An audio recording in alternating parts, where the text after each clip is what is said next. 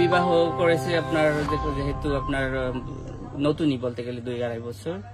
তো বিয়ের পর থেকে মা ওর সাথে শহরে থাকে। তো এই ওয়াইফের যেহেতু জেনারেশন গ্যাপ আছে, ওয়াইফের ওই মা পলাশে খুব ভালোবাসে, পলাশ মারে খুব ভালোবাসে, ওয়াইফরে খুব ভালোবাসে, মানে ওর দুজনকেই ভালোবাসে প্রচুর পরিমাণে। কিন্তু ওই ওয়াইফের ওই জিনিসটা পছন্দ ছিল না যে মাকে কেন বেশি ভালোবাসে। এই সাধারণ টুকটাক ছোটখাটো ব্যাপারগুলো আমরা মাঝে মাঝে শুনতাম, আর এটাকে আমরা বেশি গুরুত্ব দিতাম না।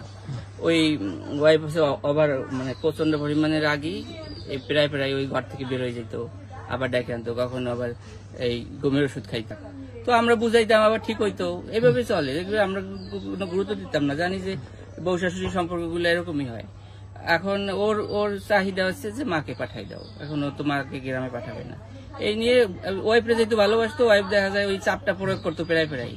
তো এরকম সবসময়, গতকালকে মার সাথে কথা হইলো, বলে যে ও তো ঘর থেকে বেরোয় গেছে, এরকম দৌড়দৌড়ি করতেছে, গাড়ির নিচে ঝাঁপ দেয়, পলাখানে, মানে এরকম আত্মহত্যার নাটক বিভিন্ন সময় বিভিন্ন ভাবে করে, যাতে একটু ভয় দেয়, আর বলে যে মাকে গ্রামে পাঠাই দাও। গতকালকে নাকি র্যাব অফিসে গিয়েও করছে, মানে সারাদিন অনেক সিন ক্রিয়েট করছে, গালাগালি, যে মাকে পাঠাই দাও, মা থাকতে পারবে না। তো বলতেছে না, সেটা হয় না। এভাবে বুঝে শুনে অফিস থেকে নাকি অনেকেই বলছে যে এটা শ্বশুর শাশুড়ি নিয়ে একসাথে থাকতে হয়।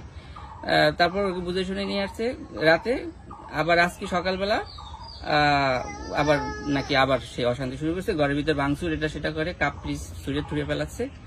এই পর্যায়ে পলাশ অফিসে চলে গেছে, অফিসটাই। তারপর মা আমাকে ফোন দিয়েছে যে পলাশে তো অফিসে গেলে সবসময় ফোন দেয়, আজকে তো ফোন ধরে না।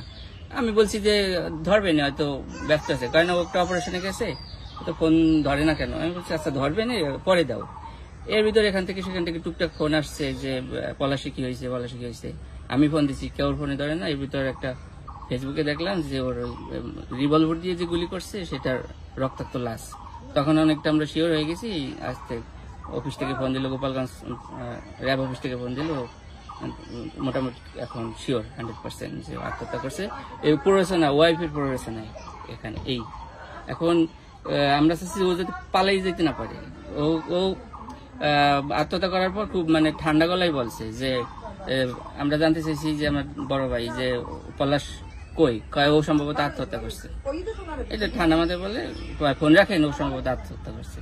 এই তারপর শিওর হওয়ার জন্য এদিক সেদিক ফোন দিয়ে আমরা জানতে পারছি যে এই ভাই চলে গেছে। তো সকালবেলা আজকে বলছে যে ওয়াইফে হত্যা করছে, এবং দাদা ফোন দিচ্ছে তুমি কি করছো, কি আমাকে হিট করছে, আমিও তাকে হিট করছি। ওই অপমান সহ্য করতে না পারি সাথে এরকম করছে, জানতে পারছি।